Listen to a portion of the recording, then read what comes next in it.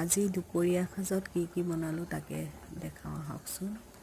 এয়া বন্ধাকবি, ওলকবি আৰু লগতে কুন্দুলি কেইটামানো কাটি ল'লোঁ, একেলগে ভাজিম বুলি। সেয়া পিঁয়াজ আদা কাটি ল'লোঁ, পিঁয়াজ জলকীয়া তেলত দি দিলোঁ, তাতে অলপ হালধি আৰু নিমখ দি দিলোঁ।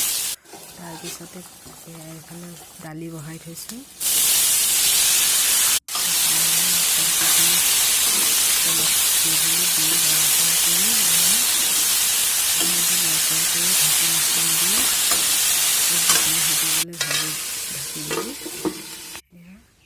তাৰপিছতে মই দালিত দিম বুলি অলপ নলটেঙা পাত ছিঙিবলৈ গ'লোঁ। এয়া নলটেঙা পাত ছিঙি লৈছোঁ। নলটেঙা পাত কেইখিলামান ধুনীয়াকৈ এয়া ছিঙি লৈছোঁ। নলটেঙা পাত কেইখিলা ছিঙি লৈ এয়া দেখিছে নহয়, নলটেঙা পাত ছিঙি আছোঁ। আপোনালোকে বাৰু নলটেঙা চিনি পায়নে? এয়া দেখিছে নলটেঙা ঘৰতে ৰুই লৈছোঁ।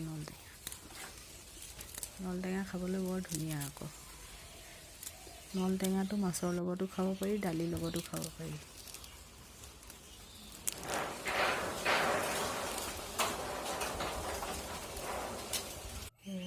নলটেঙা ছিঙা হৈ গ'ল।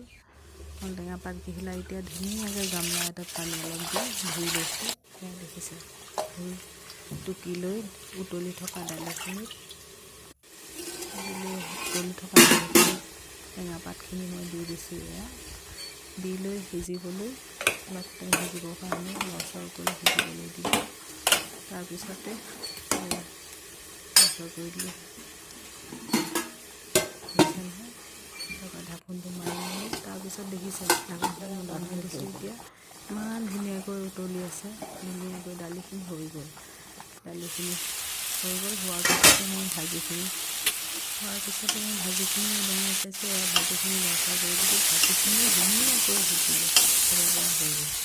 ভাজিখিনি হোৱাৰ পিছতে গেছটো অফ কৰি মই অলপ ভাত খাই দিলোঁ। এয়া উখোৱা চাউলৰ ভাত দেই, আমাৰ কাৰণে আগতীয়াকৈ বনাইছিলোঁ ভাত। এতিয়া এয়া মানুহজনৰ কাৰণে অলপ উখোৱা চাউলৰ ভাত বহাই দিছোঁ। আজিলৈ ইমানেই, বাই বাই। আজি দুপৰীয়া ভাত সাজ ইমানেই বনালোঁ, বাই।